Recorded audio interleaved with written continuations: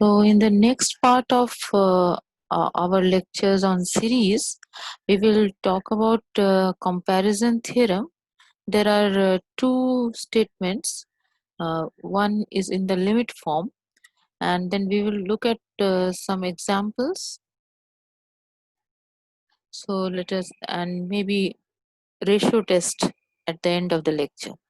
So first of all, so let us look at what is the meaning of comparison test. As the name suggests, what you are doing is that you look at a series and compare it with another series.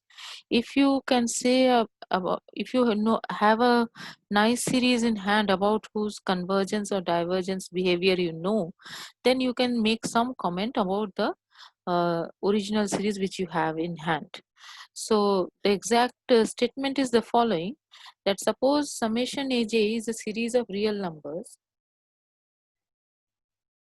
and summation cj is a convergent series of non-negative numbers.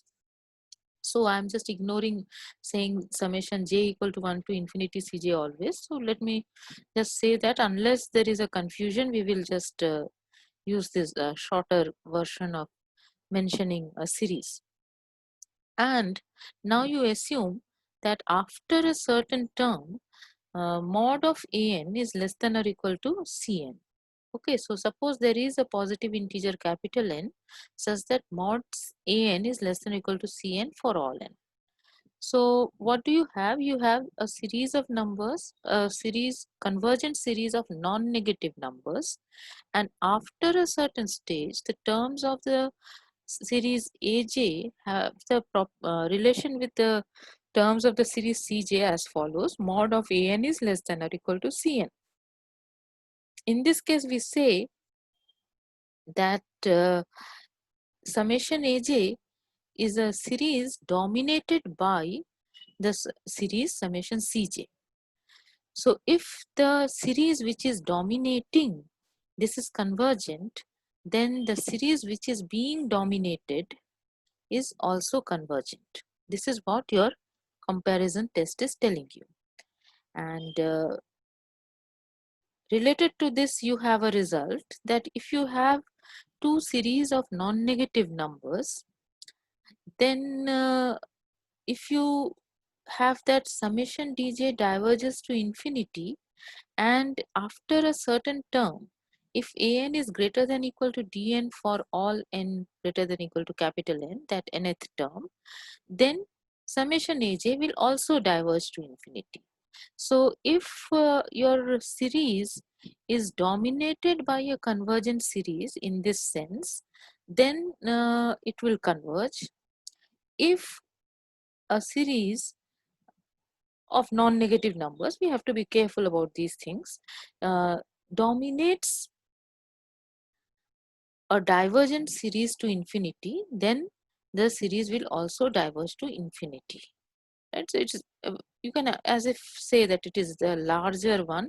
So if the smaller one is diverging to infinity, the larger one will also diverge to infinity. And similarly, if it is the smaller one that it is dominated by, that is the correct term, if it is dominated by a convergent series, then it is going to converge. Okay, so let us try to prove this result. What we do is, for the first part, you assume that the nth partial sum corresponding to the series summation aj is denoted by Sn, and the partial sum, nth partial sum of the series corresponding to Cj is denoted by Tn. So you know what the formulas are. Sn is summation j equal to 1 to n aj, and Tn is equal to summation j equal to 1 to n Cj, right? So now your summation Cj converges. So the necessary and sufficient condition for that is that Tn forms a Cauchy sequence. So what do you have? That if you are given any epsilon greater than 0, then you will be able to get a capital M positive integer, so that after the capital Mth term, the modulus of Tm minus Tn is going to be less than epsilon, right? So, or we had expressed it in this form actually, that mod of summation j is equal to n plus 1 to m Cj is less than epsilon. But now our Cj are non-negative numbers, so we don't have to put a modulus sign. Non-negative means greater than equal to 0. So we don't put the mod sign, and we have this Cauchy's criterion for convergence of the series summation Cj. Now what you do is that you just use a little trick. That is, this is true for any epsilon greater than 0, you will be getting such a term. What you ensure is that you choose this term after the capital Nth term. What is the speciality of the capital Nth term? The capital Nth term is determining that after that particular term, mod an is less than or equal to Cn, right? So for all little n greater than or equal to capital N, mod an is less than or equal to Cn. So therefore, the choice of this capital M, which we take a large one if necessary, so that it is greater than capital N. This again, I had mentioned this maybe earlier also, whenever you're talking about such convergence issues, that after a certain term something is happening, so you can always make a choice. Suppose it is happening after the, for example, here in the mth term, capital mth term, then obviously it is going to happen after the m plus 1th term also, right? For any terms after the capital Mth term, this inequality is true. So you can always look at those terms which are also greater than capital N, right? So this is a very small observation, but it is extremely useful. So once you have done this, I think you can now guess what you will do. That if you look at mod of Sm minus Sn, what is that?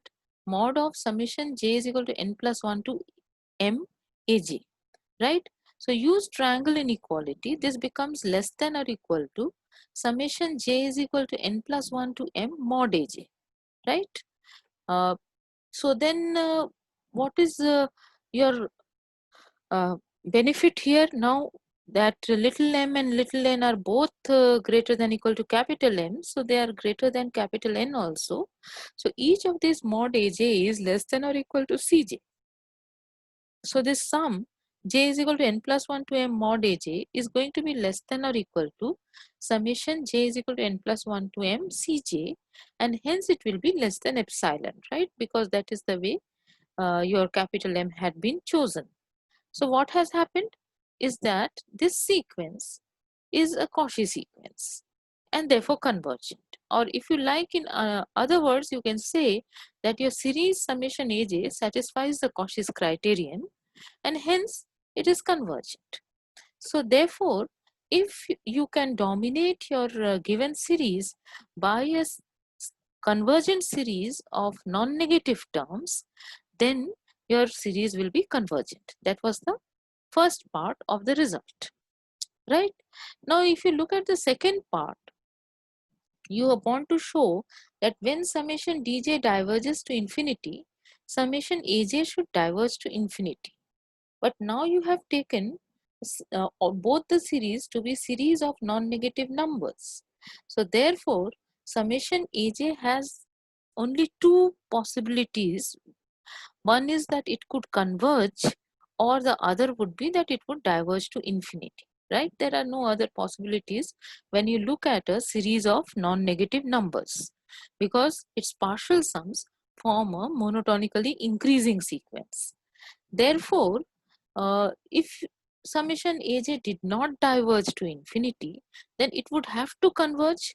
But if it converges, then dn summation dj actually is being dominated by the series summation aj. So if summation aj converged, then summation dj would have to converge by the first part, but we have in hand that summation dj diverges. So the only possibility for summation aj remains is that it should diverge to infinity. That is what we have said here, that if summation aj converges, then by the previous part this will have to converge, but we are given that this is divergent to infinity, and that implies that summation aj also diverges to infinity.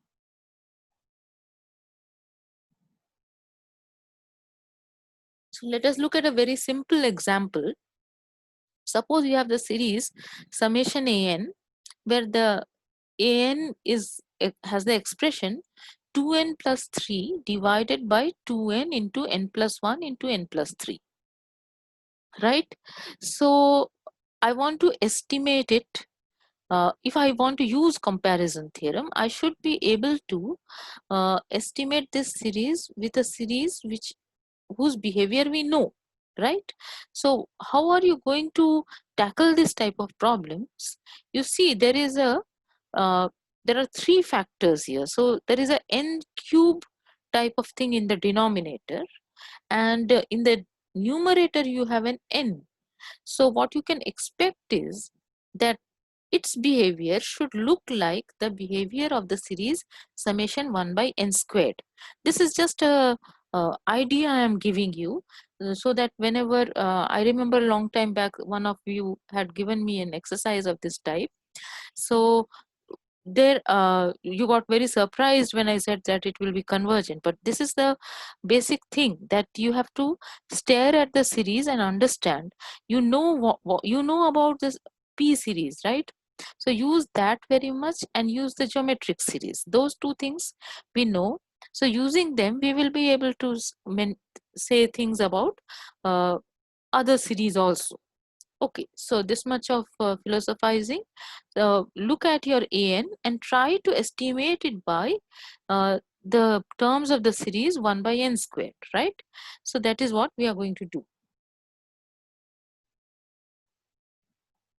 First of all, notice in the denominator you have a 1 by n plus 1 and a 1 by n plus 3. In the denominator you have n plus 1 and n plus 3. So 1 by n plus 1 is less than n, no problems. 1 by n plus 3 is also less than n, right? So what do you get if you just keep your numerator static for the time being? Then it would become less than 2n plus 3 divided by 2n cube, right? You just replace n plus 1 by n and n plus 3 by n, so you will get 2n cube. Now in the numerator you have a 2n plus 3. We would like to remove this 3 so that we can get some nice calculations. So it will not be possible as such, but if you take your n to be greater than equal to 4, then obviously 3 is less than n. So 2n plus 3 will become less than 2n plus n, so that it becomes less than 3n, right? So this is true for n greater than equal to 4. I'm not saying that this is the only way to tackle the series, but this is one way. Okay, so then what is good is that you have now got your series summation, terms of the series summation 1 by n squared multiplied by a positive scalar, right? In fact, in this case, a negative scalar would also not have affected, because you know that summation 1 by n squared n equal to 1 to infinity is a convergent series, right? We have seen this for p series. So therefore this series will converge if you just multiply by 3 by 2 each term.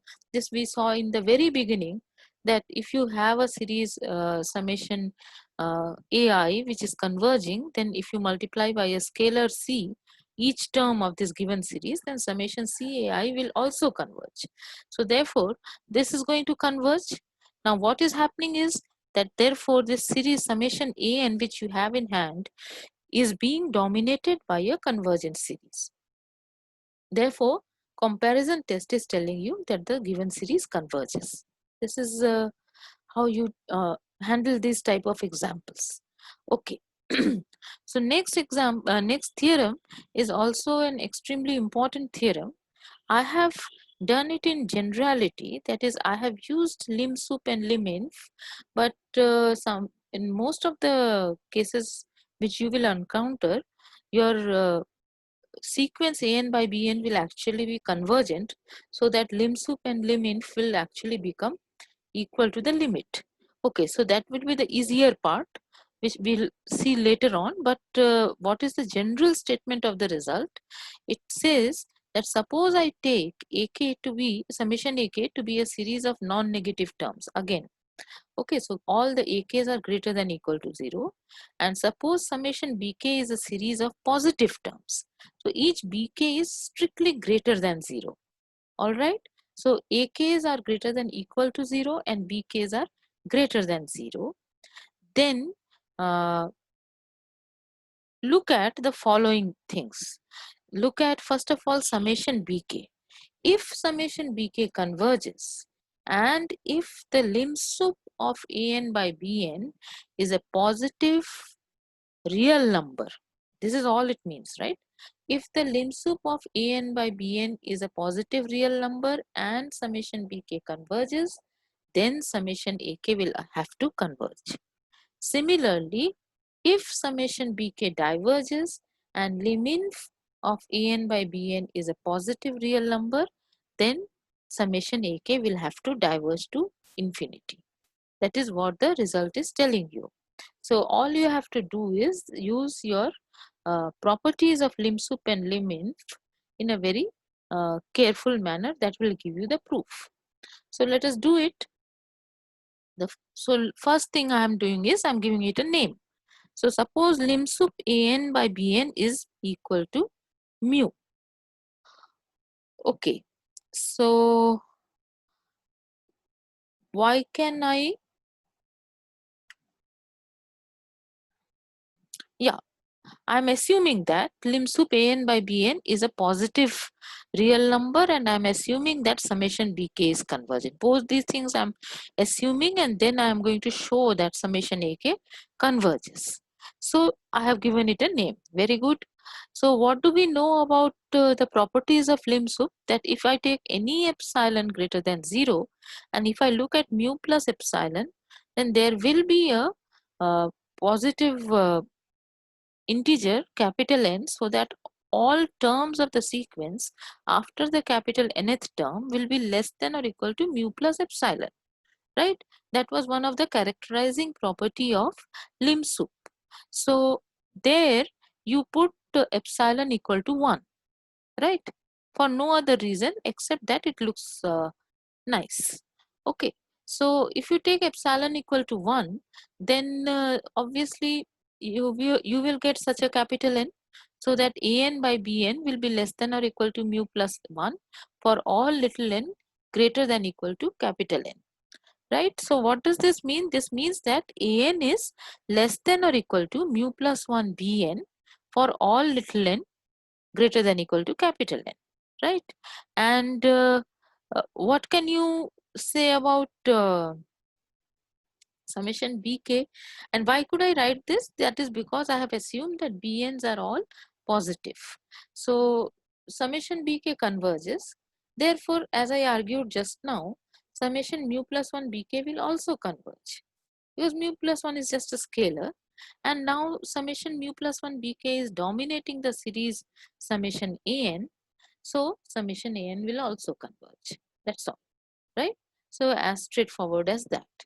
And what about the second one? For the second one, we have to show that if summation BK diverges and if lim_inf is positive real number, then summation AK will also diverge to infinity. I think you can now guess what will you do. You just use the corresponding property of lim_inf and your result will follow.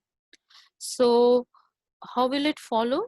You just call it something lambda, then lim_inf of AN by BN, if it is lambda, then we, by our assumption, lambda is greater than 0.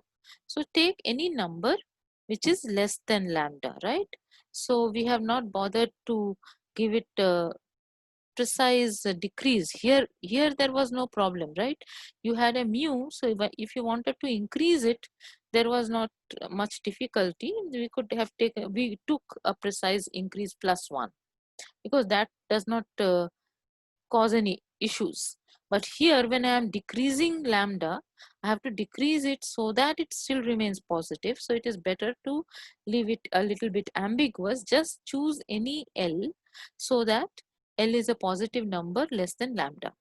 Okay, so again, by the property of lim_inf, you know that there is a positive integer capital N, so that after the capital nth term, the terms of the sequence, that is an divided by bn, will be greater than equal to L. So that means that an will be greater than equal to L times bn for all little n greater than equal to capital N, right? And L is positive now. So since summation bn diverges to infinity, summation bk average, it doesn't really matter. So since summation bk diverges to infinity and L is a positive scalar, so summation LBK will also diverge to infinity, right? The behavior will not change. Here the terms are becoming greater than any random positive number after a certain term. So if you multiply by L positive, it will still happen. So this is going to diverge to infinity, and summation an is dominating summation LBN, right? So therefore summation AK, or whatever you like, will also diverge to infinity, because by comparison test. So you have this simple comparison test in the beginning, and using that you can write down a comparison test for in the limit form like this. So what happens if your limit exactly exists? Then the proof remains the same, right? The only thing is that we we might get a greater than here, but that is not a big deal, because all you need is that it should dominate. So whether it is greater than equal to or strictly greater than is not a big issue for this case as well as the previous one. So therefore it will be all right, and that is what we mention here, that suppose summation ak is a series of non-negative terms and summation bk is a series of positive terms, and suppose that this limit an by bn is a finite positive number. Then what have we seen just now? That if summation bk converges, then summation ak converges, right? And if summation bk diverges, then summation ak diverges. So that is what we have mentioned here. Either both will converge together or both will diverge together. Because you might say that there is some gap in the argument here, that if summation bk converges, then summation ak will converge is okay, that we have seen from the previous result, right? So let me just go back. If summation bk converges, then summation ak converges. But why can you say that either both will converge together? If summation AK converges, then why can you say that summation BK converges? Because summation BK has only two possibilities. Either it will converge or it will diverge to infinity, right? Because it is a series of positive terms.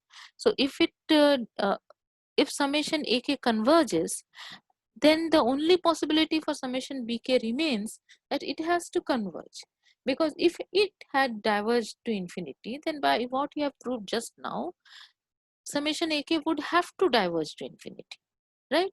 So you can simply say that if you have two series like this, but now you have to be careful, summation ak is a series of non-negative terms and summation bk is a series of positive terms, and if the limit of the sequence an divided by bn is a finite positive real number, then the behavior of convergence for both summation ak and summation bk will remain the same. Both of these will converge together or both will diverge to infinity. So this is our result. Okay, so let us look at one example again. So suppose summation n equal to 1 to infinity an is given, where an is 1 by n squared minus n plus 1, right, for all positive integers n. So then uh, you want to use this result which you just now proved. So what you have to do is you have to compare it with some series which is converging. Again you have a n squared here, so hopefully summation 1 by n squared is going to help you. How will you do that? You have the series about which you want to make a comment, you are denoting by an, right? I'm keeping the same notation so that there is no confusion, and the one about which we have prior knowledge is the one which is the bn series summation bn. So here Bn is 1 by n squared, right? So I will look at what is happening to limit n tending to infinity an divided by Bn. So that is what? That is an was 1 by n squared minus n plus 1 and Bn is 1 by n squared. So if you just look at an by Bn, it becomes limit n tending to infinity n squared divided by n squared minus n plus 1. Now you know what this limit is going to be. This is a very trivial exercise in sequences, right? Whenever you are given such a rational expression, in the sense that the numerator and denominator are both polynomials, then what you do is you just try to, I'm not saying that it will work always, but if you have the same degree, for example, then you just divide by n squared both the numerator and denominator, then you get just 1 divided by 1 minus 1 by n plus 1 by n squared, right? This is what you will get. And now you use your algebra of limits. So your numerator is converging to 1 because it is constant, and in the denominator this is going to 0 and 1 by n squared is also going to 0, so the denominator is also converging to 1. So therefore limit n tending to infinity of this sequence is going to be equal to 1. So it is a positive uh, real number. So therefore whatever the behavior of summation 1 by n squared, that will be the behavior of summation an. And we know that summation 1 by n squared converges, therefore summation an will also converge. This is how you argue. Okay.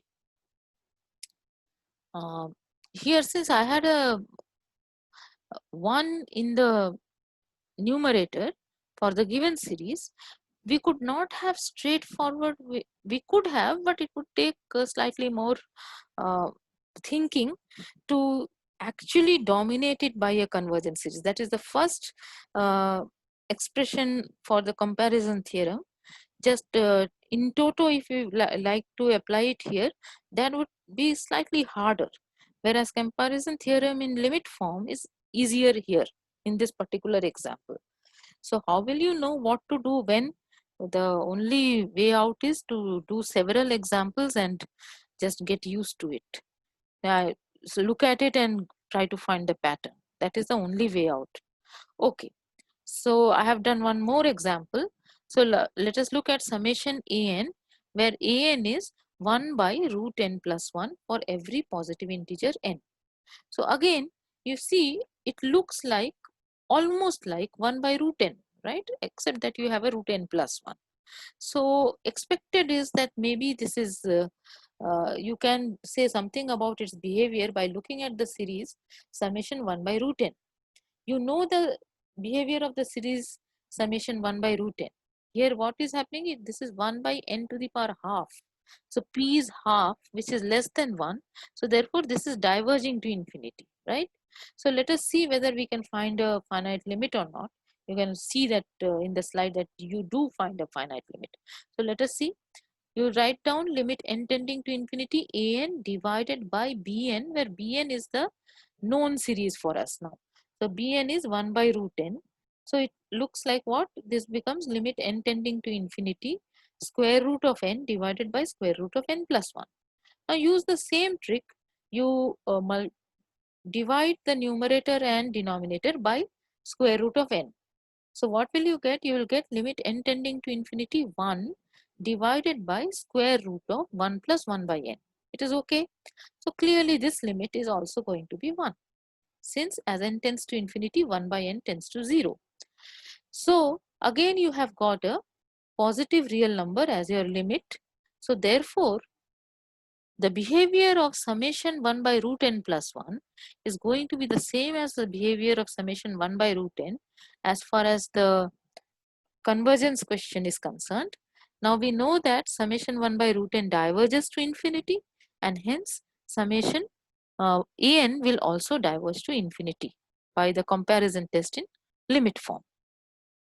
Okay, so using this we will prove one result which is called the ratio test, and D'Alembert is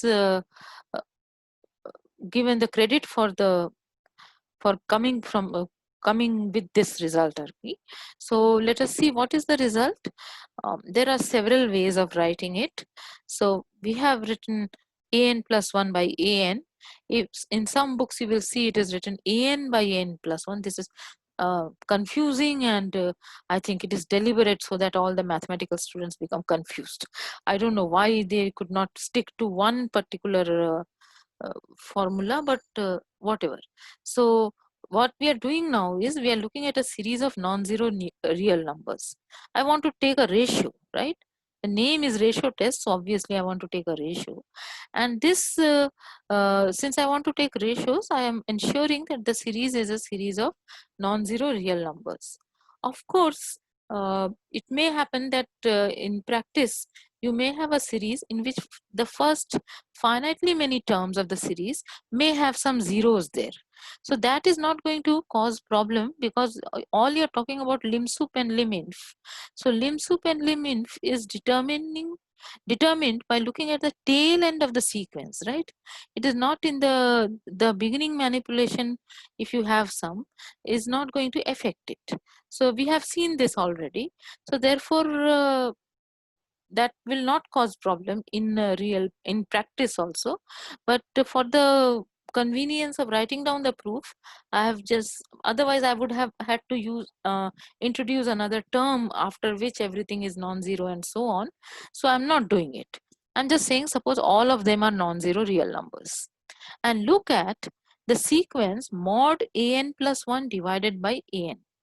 Okay, if its lim sup is less than 1, then summation an is convergent. If the lim inf of this is greater than 1, then summation an is divergent. In most of the cases which you will encounter, the limit will exist. Okay, so if the limit exists, then you don't have to talk about lim sup and lim inf. Then you just look at the limit of the sequence mod an plus 1 by an. If it is less than 1, then the series converges. If it is greater than 1, then the series is divergent. Okay, here you can say nothing about what else will happen, because here you have not given any uh, restriction that an is a series of positive numbers. I'm not doing that. I'm saying that an is any series. The only restriction is that they are all non-zero. They may be positive, negative, whatever. Okay, so let us try to prove this. Again, this is just an exercise in handling lim sup and lim inf. So for the first part, let us call lim sup an mod of an plus 1 by an to be equal to mu. So what do we know about mu? That mu is less than 1. And I am hoping to prove that the series summation an converges. Okay, so what you do is you choose some beta so that mu is less than beta less than 1. You can get many such choices. One of them you choose. Why are you doing that? Is that you want to apply the um, property of lim sup. Since mu is the lim sup, there will be a capital N. Here I have written less than. It is not important. You can say that I made a typo, but I want to say that it is almost deliberate. Okay, it is not important. If you have less than or equal to for beta, then you will have a less than beta for some beta prime which is slightly greater than beta, right? So you may as well write it like this. It is not going to affect your proof at all. So there will be a positive integer capital N, so that after the capital Nth term, the terms of this sequence, that means mod of an plus 1 by an, it will be less than beta. Now I'm going to use a trick which we used when we were talking about sequences also, that if I take any p positive integer, and if I look at mod of an plus p, n is this capital N, right? So mod of a capital N plus p can be written down as mod of a n plus p divided by a n plus p minus 1. And from where am I getting this? Because of this thing, I'm going to make an estimate. And then since you have divided by capital N plus p minus 1, then you have to multiply by capital N plus p minus 1. But you don't stop there. Okay, so you divide again by a capital N plus p minus 2. So since you have divided by this, you have to again multiply by a capital N plus p minus 2, and so on. You have to keep on doing this till you reach the capital Nth term. Okay, so you have started from the capital N plus pth term, you reach the capital Nth term. So this an you have to cancel out.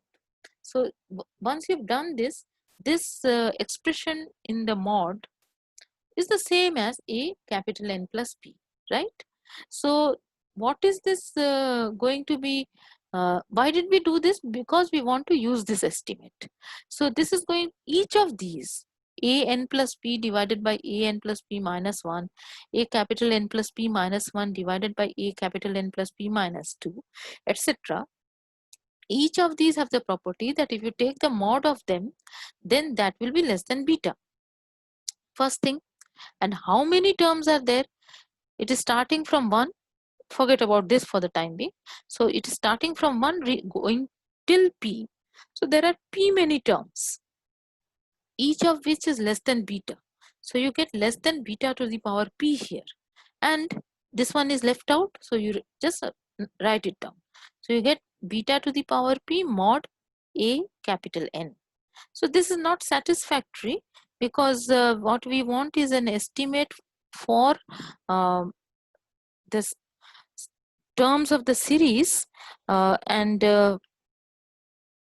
estimate by something which has nice behavior. So what we do is that instead of writing this as p, I write it as beta n plus p into beta to the power minus n.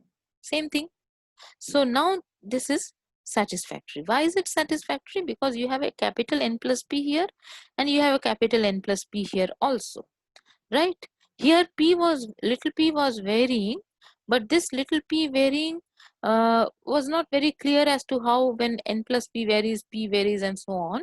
So to ensure that we make correct arguments, what we do is we just replace beta to the power p by beta to the power n plus p. So doing that, we have to multiply by beta to the power minus n also, so that you can make a statement like this. Notice now what we are doing, we are saying that take any positive integer n which is greater than capital N. So that is going to look like capital N plus p, right? So it is mod of a little n is less than mod a n beta to the power minus capital N times beta to the power n. Now what do you know about beta to the power n? If you look at the series summation beta to the power n, that will converge. This is the geometric series, right? Beta is less than 1. So this converges. Summation n equal to 0 to infinity, beta to the power n converges. And now if you multiply by now this has become a constant, right? Your capital N is fixed. So mod a capital N beta to the power minus capital N is a fixed number. So since this series converges, this also converges, and it is dominating the given series summation an, right? After a certain stage, this is happening. So therefore, summation an will converge. So that is your first result. That if lim sup of mod an plus 1 by an is less than 1, then summation an is convergent, right? So similarly, you prove it for lim inf also.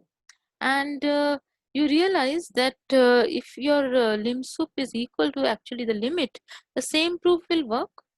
There is absolutely no problem with that, right? So let us look at the second part. Second part is actually slightly easier. So look at lim inf of an plus 1 by an mod of that. And suppose that I call it lambda. And lambda is greater than 1, right? So therefore, again by the property of lim inf, you will be able to get a positive integer capital N, so that after the capital Nth term, mod of an plus 1 by an will be greater than 1, right? From here. So what does that mean? That tells you that mod of an plus 1 is greater than mod an for all little n greater than equal to capital N. Very nice. So what does that tell you? That tells you that mod an is a monotonically increasing sequence, right? And it is bounded below by mod a1. I'm correct, right? So that may be 0, we don't care, but it is strictly monotone increasing, so at least it will become greater than 0 even if more after some stage, right? Is that okay?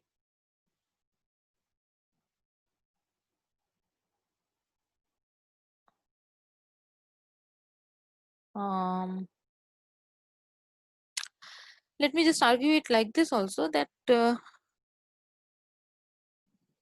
let me just think about it for a minute. You have this monotonically increasing sequence of what type of numbers now? Positive numbers, right? These are all non-zero real numbers. So you have a monotonically increasing sequence of positive numbers.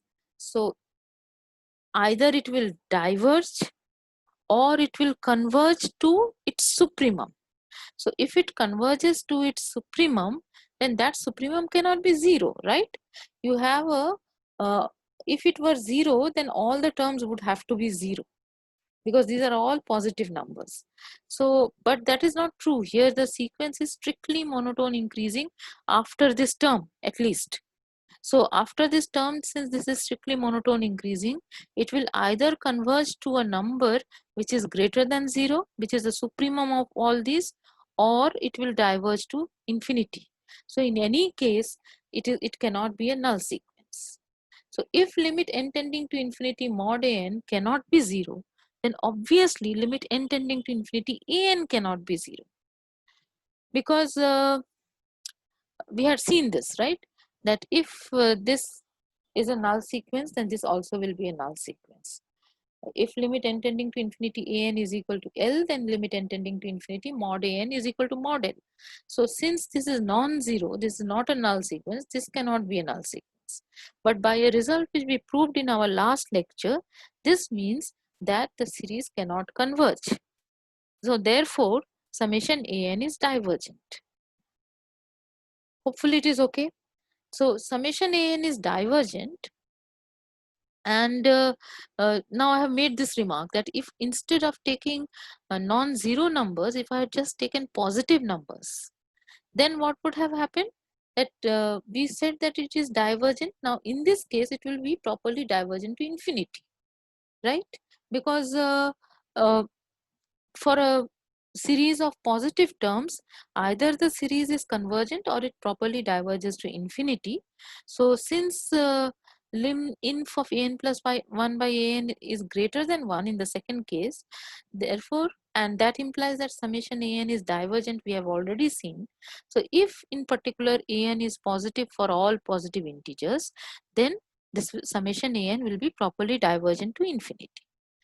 Similarly, this I mentioned when I was talking about this ratio test itself, that it may happen in a practice that actually you don't have to work so hard, your limit exists. So if limit n tending to infinity mod an plus 1 by an equal to L exists, then what can you say? You can just say that if L is less than 1, then summation an converges. If L is greater than 1, then summation an is divergent. This is what you can say. What is, you can already see, this is a very useful result, but you can already see a flaw in this. Flaw means there is a uh, situation where the result tells you nothing. That is when the limit is actually equal to 1, right? So if limit n tending to infinity modulus of an plus 1 by an actually becomes equal to L, then you can say nothing about the series. So to understand that, just look at two series which we have already seen, the p series for p equal to 1 and p series for p equal to 2, summation 1 by n and summation 1 by n square. So I have not done the calculation here, but you can easily do it and see that for n, summation 1 by n, what will be this limit? Here it will be 1 by n plus 1. So n divided by n plus 1, right? If you write an plus 1, that is 1 by n plus 1, and an is 1 by n. So an plus 1 by an becomes n by n plus 1. So limit n tending to infinity, n divided by n plus 1, that is equal to 1, right? And similarly, limit n tending to infinity, n squared divided by n squared plus 1 is also equal to 1. Similar argument, you just divide the numerator and denominator by n squared. So you'll get a 1 in the numerator, and in the denominator you'll get 1 plus 1 by n squared. 1 by n squared tends to 0. So therefore your limit is going to be equal to 1, right? So for both these series, the limit n tending to infinity, mod you don't need anymore because these are positive terms. So limit n tending to infinity, an plus 1 by an is equal to 1. But you have seen that this harmonic series is diverging to infinity, summation 1 by n, and summation 1 by n squared is a convergent series, right? So this is what, and I have done one more example just to give you the beauty of this result, that suppose you are given a series summation an where an looks like this. So you have a fraction, and I have included a x to the power n in it, so that you can change this series by putting different values of x. So in fact, you are getting many series in one go. So what is the series going to look like? It's an is 3 into 6 into 9 into etc. till 3n, all multiples of 3, right? So, and in the denominator you have 7 into 10 into 13 etc. So numbers of the form 3n plus 4. Notice if you put n equal to 1 you get 7, then 10, 6 plus 4 is 10, and 9 plus 4 is 13, and so on. So the denominator has this expression, numerator has this expression, and this you multiply with x to the power n, where x is a fixed number, right? So we will try to find out what happens to this series. So we will see that this series will converge or diverge depending on the uh, value of x. So let us see how will you do this. So just find out what is limit n tending to infinity modulus of an plus 1 by an. So I don't have, mod will come only for x here, the rest of the things are positive. So this becomes limit n tending to infinity. So I have written everything together, I think. No, I have not. I have first written down an plus 1. So an plus 1 is going to be 3 into 6 into 9 etc. into 3n into 3 into n plus 1. So the next term will be 3n plus 3, right? And the denominator you will have 7 into 10 into 13 etc.